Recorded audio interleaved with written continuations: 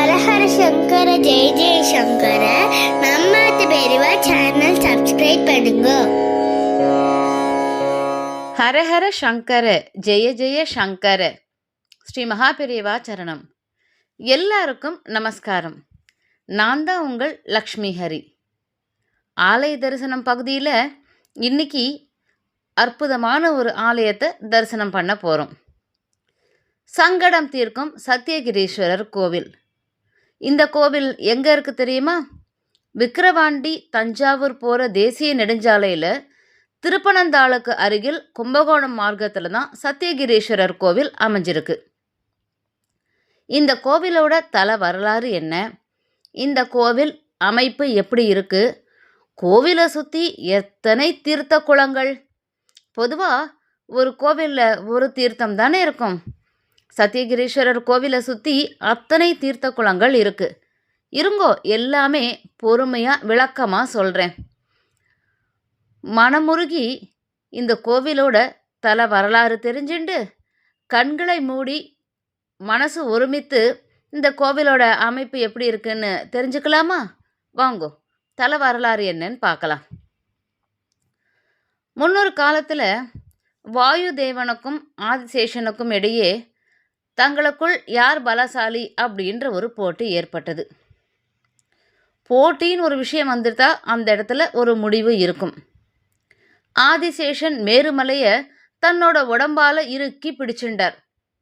வாயுதேவன் பெரும் காற்று, வாயுதேவன்னா காற்று பலமானவர், ரொம்ப பெரும் காற்றை வீசி அந்த மலையை அசைக்க முயன்றார். அப்போ மேருமலையோட 9 சிகரங்கள் உடைந்து 9 கண்டங்களில் விழுந்தது. இந்த 9 சிகரங்களில் ஒன்று கந்தமானம் அப்படின்ற சிகரம். இந்த கந்தமான சிகரம் 7 சிறு சிறு கூறுகளாக, அதாவது சின்ன சின்ன பீசஸாக உடைஞ்சு நம்ம பாரத கண்டத்தோட 7 இடங்களில் விழுந்தது. அந்த 7ல் ஒன்று சத்தியம் அப்படின்ற சிறு கூறு விழுந்த அந்த இடம்தான் சத்தியகிரி அப்படின்னு பெயர் ஆரம்பிச்சுது. இந்த ஊரில் சுயம்புவா தோன்றி அருள் பாலிக்கிறவர் தான் சத்தியகிரீஸ்வரர். கடவுள், தேவர், மனிதர் யாராக இருந்தாலும் தனக்கான வரையறைகளை தாண்டி நடக்கும்போது அதுக்கான விளைவுகளை ஒரு நாள் சந்திக்கத்தான் வேணும். இது எழுதப்படாத நியதி கோட்பாடு. பிரணவத்தோட பொருள் சொல்ல தெரியாத பிரம்மனை சிறையில் அடைச்சார் முருகப்பெருமான். இது எல்லாருக்குமே தெரியும். முருகர் செய்தது தவறு அப்படின்னு சொல்லி சிவபெருமான் பிரம்மதேவனை விடுவிக்க சொன்னப்பவும் முருகப்பெருமான் உடன்படலை. இதுக்கப்புறம் வேதத்தோட பொருளை தனக்கு சொல்லணும் அப்படின்னு முருகப்பெருமான் கிட்ட ஈசன் சொன்னார். நம்ம எல்லாருக்குமே தெரிஞ்ச வரலாறு தான். அதற்கு முருகப்பெருமான் என்ன பதில் சொன்னார்? கை கட்டி வாய்ப்பொத்தி சீடன் பாவனையில் நீங்கள் இருந்து கேட்டால் வேதத்தோட பொருளை உங்களுக்கு சொல்கிறேன் அப்படின்னு நிபந்தனை விதித்தார். அந்த நிபந்தனைப்படி சிவபெருமான் சீடனா அமர்ந்து முருகப்பெருமான் குருவா அமர்ந்து வேதத்தோட பொருளை இவர் சொல்ல அவர் கேட்டார். இதனால் தந்தை சீடனாகவும் மகன் குருவாகவும் இருக்கும்படியான ஒரு விபரீதம் நடந்தது. அதன் காரணமாக குமரனுக்கு முருகப்பெருமானுக்கே சிவ துரோக தோஷம் ஏற்பட்டது. எப்படி இருக்கு பாருங்கோ. அப்பா சீடனாகவும் மகன் குருவாகவும் இருந்ததுனால முருகப்பெருமானுக்கு சிவத்ரோக தோஷம் ஏற்பட்டது. இது நீக்கணும் அப்படின்றதுக்காக தான் இந்த வரலாறு நடந்த இடம் எது? சுவாமிமலை. முருகப்பெருமான் சுவாமிமலையிலேருந்து இறங்கி சத்தியகிரி தலத்துக்கு வந்து சேர்ந்தார். அந்த சத்தியகிரியில் குமார தீர்த்தம் அப்படின்ற ஒரு தீர்த்தத்தை ஏற்படுத்தி தினமும் அந்த தீர்த்தத்தில் நீராடினார். அது மட்டும் இல்லாமல் அதன் அருகில் இருக்கிற சத்திய புஷ்கரணியிலும் சுப்பிரமணிய நதியிலும், இப்போ பழவாறுன்னு சொல்கிறோம், அந்த சுப்பிரமணிய நதியிலும் நீராடி 3 வருஷம் சத்தியகிரீஸ்வரரை வணங்கி வழிபாடு செய்தார் முருகப்பெருமான். இவ்வாறு சேய், அதாவது குழந்தை, முருகன் தந்தையை சிவனை வழிபட்டதுனால சத்தியகிரிக்கு சேங்கலூர் அப்படின்ற பேரும் ஏற்பட்டது. இந்த சேங்கலூர் தான் காலப்போக்கில் மருவி சேங்கனூர் அப்படின்னு மாறிடுது. இந்த சம்பவத்துக்கு அப்புறம் ஒரு சமயம் முருகப்பெருமான் இந்த தலத்தில் வந்து தங்கினார். சூரபத்மனை வதம் செய்வதற்காக செல்கின்ற வழியில் பெரும் படையோட முருகப்பெருமான் இங்கு வந்து தங்கியதா வரலாறு சொல்றது. முருகப்பெருமான் தங்கின இந்த நேரத்தில் தேவதச்சன் இந்த தலத்தை ஒரு நகரமா உருவாக்கியதாகவும் அதனால இந்த தலத்திற்கு குமரபுரம், குமரன் வந்து தங்கினார் இல்லையா, குமரபுரம் அப்படின்ற பேர் வந்ததாகவும் சொல்லப்படுறது. இது மட்டும் இல்லாம இந்த தலத்தில் பல முனிவர்கள் விலங்குகளாகவும் மரங்களாகவும் பறவைகளாகவும் உருவகம் கொண்டு வழிபட்டதனால இந்த ஊருக்கு அசுமகாதக வனம் என்றும், சண்டேஸ்வர நாயனார் அவதரித்த தலம் அதனால சண்டேஸ்வரபுரம் அப்படின்னும் குறிப்பிடப்படுறது.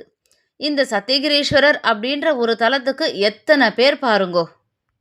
தல வரலாறு தெரிஞ்சிட்டோம். இப்போ இந்த கோவிலோட அமைப்பு எப்படி இருக்குன்னு சொல்றேன்.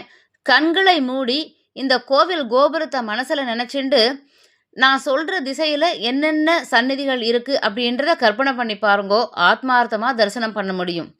காவிரியோட வடகரையில அமைந்துள்ள இந்த கோவில் மூர்த்தி, தலம், தீர்த்தம் அந்த 3 சிறப்புகளையும் கொண்டது.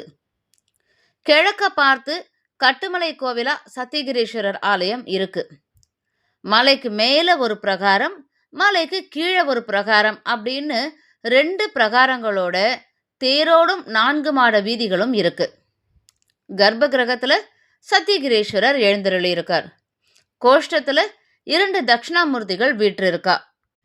இது மட்டும் இல்லை, இங்க விஷ்ணுவும் பிரம்மாவும் அருள் புரிகிறா. கர்ப்ப கிரகத்தின் முன் அர்த்த மண்டபமும் மகா மண்டபமும் இருக்கு. அர்த்த மண்டபத்தில் நடராச பெருமானும் சமயக்குறவர் 4 இருக்கா. உங்களோட மனக்கண்ணில் சத்தியகிரீஸ்வரர் கோவிலோட படம், அந்த சந்நிதிகள் அப்படியே வந்து போகும். மகா மண்டபத்தை தட்டினா ஓசையை தரும் பைரவரும் சூரிய சந்திரர்களும் சகிதேவி அம்பாளும் எழுந்திருக்கா. மலை பிரகாரத்தின் மேல் பகுதியில் விநாயகர், சுப்பிரமணியர், கஜலட்சுமி சந்நிதி இருக்கு. இப்போ இவ்வளோ சந்நிதியும் தரிசனம் பண்ணிட்டோமா? அடுத்தது வடபுறத்தில் சண்டேஸ்வரர் சந்நிதியும் தீர்த்த கிணறும் இருக்கு. இப்போ கட்டுமலைக்கு கீழே வரப்போகிறோம். கட்டுமலைக்கு கீழே மலைவாசலை அடுத்து தெற்கு முகமா முருகர் சந்நிதி இருக்கு. கீழ வீதியில் மேற்கு நோக்கி ஸ்ரீனிவாச பெருமாள் இருக்கார். சத்தியகிரீஸ்வரர் ஆலயத்திற்கு மேற்கே ஈஸ்வரனால் உருவாக்கப்பட்ட சத்திய புஷ்கரணி எனும் தீர்த்த குளம் இருக்கு. இந்த குளத்துல நீராடினால் சகல புண்ணியமும் உண்டாகும் அப்படின்றது நம்பிக்கை.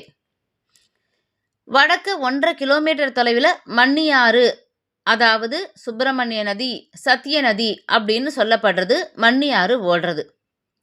இந்த தீர்த்தத்தில் நீராடினால் தர்ம வாழ்வும் மோட்சமும் கிடைக்கும் அப்படின்றது ஐதீகம். இது மட்டும் இல்லை, இதே மாதிரி திருக்கோவிலுக்கு வடக்கில் முருகப்பெருமானால் உருவாக்கப்பட்ட குமார தீர்த்தம் இருக்கு. எத்தனை தீர்த்தம் பார்க்குறோம் பாருங்கோ. இந்த குமார தீர்த்தத்தில் நீராடினால் சிவ துரோகம், குரு துரோகம் போன்ற பாவங்கள் நீங்கும் அப்படின்றதும், கிழக்கே பெருமாள் கோவிலின் பின்புறத்தில் ஹரிச்சந்திரனால் உருவாக்கப்பட்ட மலையப்பன் குளம் எனும் அப்பன் குளம் இருக்கு. இதுல நீராடினால் இஷ்ட சித்தி உண்டாகும் அப்படின்றதும் ஐதீகம். மன்னியாறு இருக்கு, குமார தீர்த்தம் இருக்கு, அப்பன் குளம் இருக்கு. இவ்வளவு விசேஷங்கள் நிறைந்தது சத்தியகிரீஸ்வரர் திருக்கோவில். என்ன, மணக்கண்ணில் ஓட விட்டதுக்கப்புறம் சத்தியகிரீஸ்வரர் தரிசனம் பண்ணலான்னு கிளம்பிட்டேள் தானே? கோவிலோட பூஜை நேரம் தெரிஞ்சுக்க வேண்டாமா? அது தெரிஞ்சுட்டா தானே அந்த நேரத்துக்கு சரியாக போய் தரிசனம் பண்ண முடியும். சொல்கிறேன். தினசரி 4 கால பூஜைகள் இங்கே நடைபெறுறது. கோவிலில் ஈஸ்வரனை தரிசனம் பண்ணணும்னா காலை 7 மணியிலிருந்து 9 மணி வரைக்கும், மாலையில் 5:30 மணியிலிருந்து 7:30 மணி வரைக்கும் சிவபெருமான தரிசனம் பண்ணலாம். திருப்பனந்தாளிலிருந்து தொடங்கி திருவாய்ப்பாடி, சேங்கனூர், திருமங்கலக்குடி, திருவிசநல்லூர் சிவாலயங்களையும் திருவெள்ளியங்குடி திவ்ய தேசத்தையும் ஒரே நாளில் தரிசனம் பண்ணிட்டு வரலாம். சத்தியகிரீஸ்வரர் கோவிலை சுற்றி இவ்வளவு திருக்கோவில்கள் இருக்கு.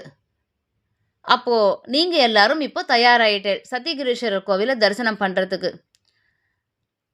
ஆனந்த தாண்டவம் புரியும் அம்பலத்தானை மனசார தியானம் பண்ணி சத்தியகிரீஸ்வரர் கோவிலுக்கு போய் பகவானை தரிசனம் பண்ணி சிவநாமம் சொல்லி பலன் பெறுவோம். சம்போ மகாதேவா. ஹரஹர சங்கர ஜெய ஜெய சங்கர. ஸ்ரீ மகாபெரிவா சரணம்.